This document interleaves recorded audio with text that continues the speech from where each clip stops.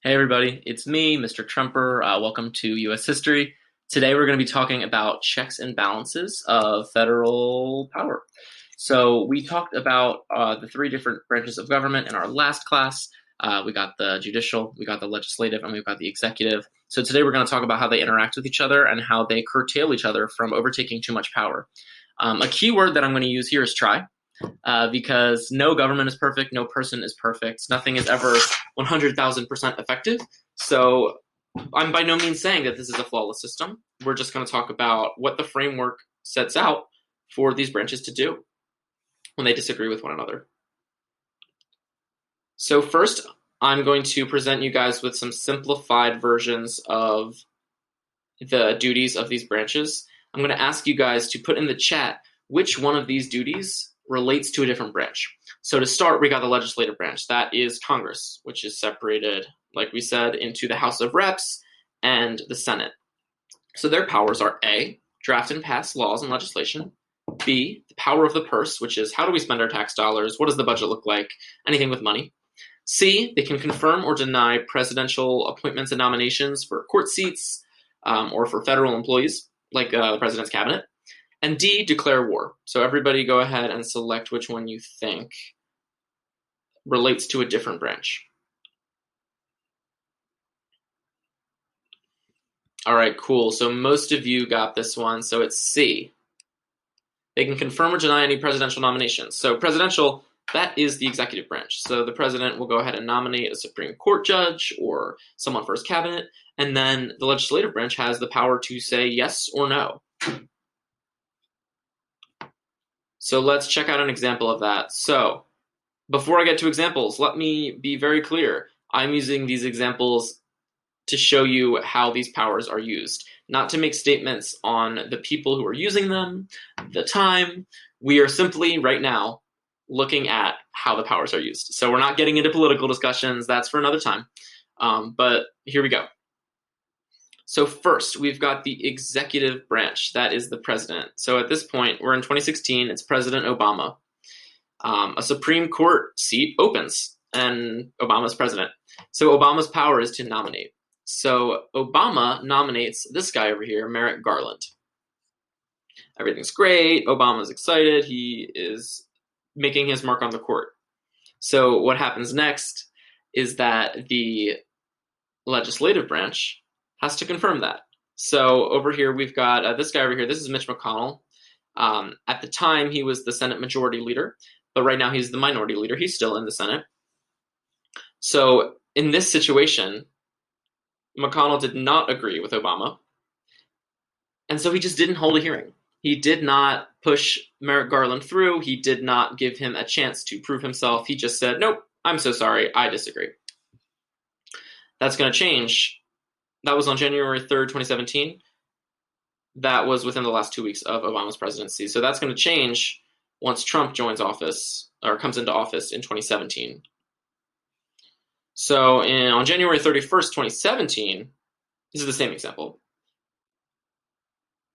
Trump nominates Neil Gorsuch to the bench. So Neil Gorsuch aligns with Trump's views a little bit more, or a lot more. And McConnell, who is a Republican just like Trump and Gorsuch, he agrees. So he uses his power then to confirm Neil Gorsuch to the Supreme Court. So effectively saying, no, so I'm sorry, Obama, you cannot have this. But Trump, I agree with you, so we're going to put it through. So that is an example of how the Senate and the House of Representatives can curtail presidential power. If they don't agree with the president, they can just say no, or they can push him right through if they agree. Next one, we're going to go back to that little quiz thing. Not quiz, share your opinion. This is for the executive branch. So now we're talking about the president, the vice president, and the cabinet under him, but him or her, sorry. We're going to be thinking about the president mainly right now. So let me know which one relates to another branch. So we're either thinking legislative or judicial. A is the commander-in-chief of the military. B, they enforce federal law through the cabinet. C, they veto or sign bills passed by Congress. And D, they nominate heads of federal agencies. All right, put it in the chat.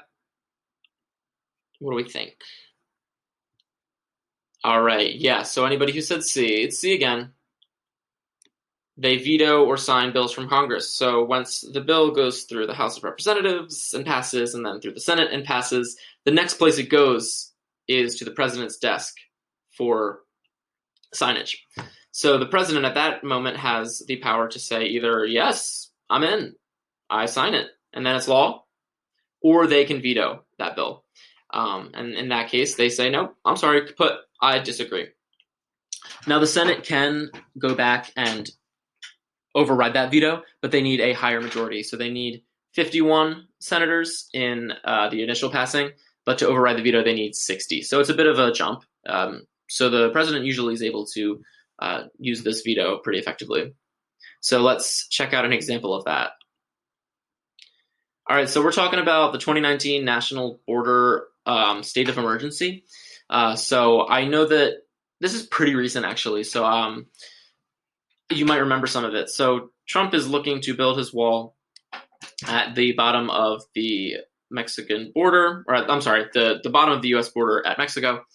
And so he declares a national emergency, which is within his power to do. A little bit later, so that's happening beginning of 2019. September 27th, 2019, the House of Representatives, who is led by Nancy Pelosi, they declare that the national emergency is terminated. So no, that is not valid. We, as the lawmakers, say that in law that is not in effect. So what does Trump do? Because he has the power to veto it, he invokes his presidential veto power to nullify the law. So the national emergency still stands. After this, they tried to combat it, but they didn't have enough votes to overturn this veto. So by overturning that, by vetoing that law, he reinstated the national emergency. He was able to do what he wanted to do. All right, our last one, we're going to talk about the judicial branch. So we've got two here. A, interpret the meanings of laws, or B, they deem laws constitutional or unconstitutional.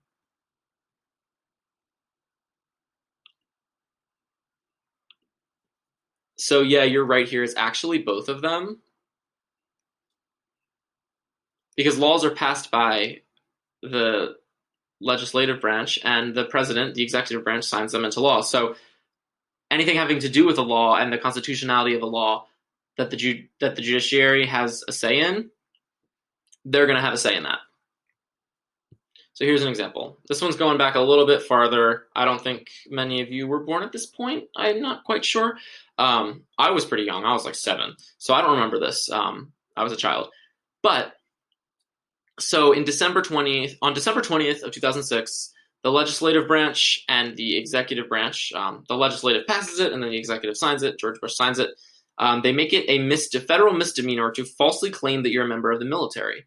It's called the Stolen Valor Act. They basically said you can't produce counterfeit badges and material. You don't get to steal the glory of military members. So that's 2006. That case works its way through the courts and eventually gets to the Supreme Court by 2012. So that's 6 years later. The Supreme Court rules that the Stolen Valor Act is a violation of the First Amendment right to free speech. So you can't be punished for saying that you're a member of the military, even if that's not true. You're allowed to say that. You're not hurting anybody. You're just, saying what you want to say. So the Supreme Court says, sorry, everybody, this is not happening. That's unconstitutional, and that law is nullified. And that sets a precedent for the future of laws like that. All right, so now we're going to play a little game. We're going to put this in context in an environment that you guys are going to understand, something that you do day to day. So we're going to do high school separation of power. So the legislative branch, which is Congress, that's going to be the A through J last names. Mr. Trumper is the executive branch. That's me. I'm the president. Let's go. Very fun. I've always wanted to be the president. And then the judicial branch is going to be the K through Z last names. So I'm effectively splitting you guys in half, and then I will play the role of the president. So I'm going to present some scenarios, and we're going to figure out what to do in order to utilize our checks and balances effectively. All right, so example 1. I'm the president. I'm going to make a nomination to the class Supreme Court. So I'm nominating John Doe. He believes that we should double our homework every night to keep up with the class and make sure that we're learning. Class legislative branch, how do we feel? Yeah, so we don't like that. What are we going to do about it? Right, I'm seeing in the chat that we're going to not confirm this nomination. That sounds accurate. So right, you guys as the legislative branch, you guys have the power to say, I'm sorry, Mr. President, that's not happening. I disagree. So look at that. You just saved the day. No double homework every night. So that is a real life way that checks and balances will work out. So let's check out round 2 of this because, I got to nominate somebody else. There's an empty seat. All right, Jill Smith, let's go. She believes in excusing 1 homework assignment per month because, things happen and you guys have lives outside of this class, and not to mention 7 other classes. And you're going to have a pizza party during test day to kind of ease your nerves and make you feel good. How do you guys feel about that? Let me know in the chat. Yeah, no, I like that a lot too. I think that's a really good idea. You guys deserve that. What are you going to do about it? Exactly. So you're going to push that confirmation through. You're going to have hearings. You're going to see what she's about. And then you're going to vote to confirm her. Awesome. So now we have got 1 homework assignment excused per month and a pizza party on class day. I'm going to stick to that. So we'll talk about where we're ordering from next time. Next. All right, legislative, I am putting words in your mouth here. So you guys want to cancel, you're passing a law that cancels all DBQs and tests for the rest of the year. I'm over here like, come on, you got to do it, right? I understand that you don't maybe like them all the time, and we could maybe work on making them a little less stringent, but I think we need them. That's part of the curriculum. I have to answer to principals and stuff like that. We can't just hang out all the time, as much as that would be super cool. So I'm going to go ahead and veto that. I'm so sorry. We need DBQs and we need tests. We could talk about how we do them, but we still have to keep them. So there you go. I just used my veto power. If you guys want to overrule it, you got to get 2/3. So why don't you check on that? But we're going to leave that where it is there. If you want to overrule that, we'll talk. We'll see. Haha. All right. Last one. Legislative branch. You guys passed a law that says a student who disagrees with the majority opinion is going to lose a whole letter grade on their next test. And I'm like, yeah, let's do that. That will promote a healthy learning environment. Sure. Let's just assume that I'm on board with that. Judicial branch. What do we think? Put it in the chat. You're right. That's an egregious overreach of free speech, right? Punishing somebody for having an opinion, even if you don't agree. That's crazy. What are you going to do about it? All right, that looks right. Cool. So the case is going to work its way through the courts. It's going to get all the way up to the Supreme Court. What are you going to do? Ooh, I'm so sorry. My slide was not updated. So what are you going to do? You're going to say it's unconstitutional.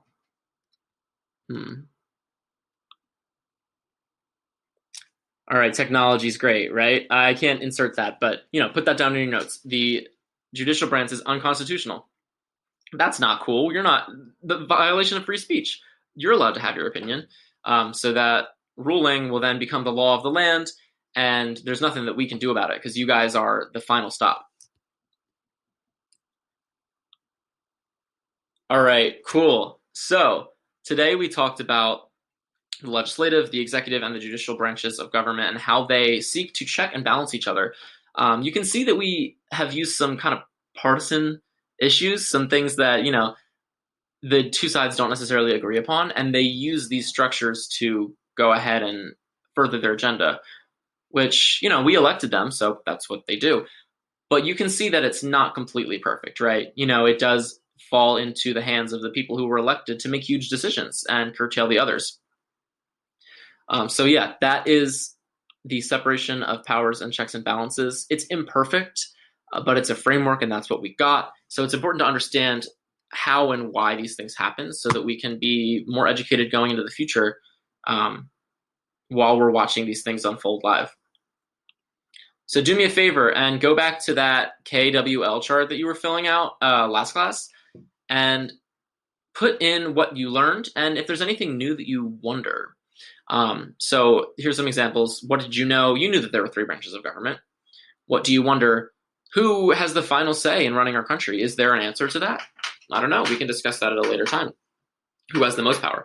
And what you learned. So today you learned how the branches keep each other in check. So I asked you to go into a little bit more detail there. That's just kind of a general framework. But yeah, so once you're done with that, you can submit it through the Google Classroom link, and then you guys are free to dip out of this meet. Go take a little quick break before your next class, and I will see you all on Monday. Thanks so much for joining me. Have a wonderful weekend.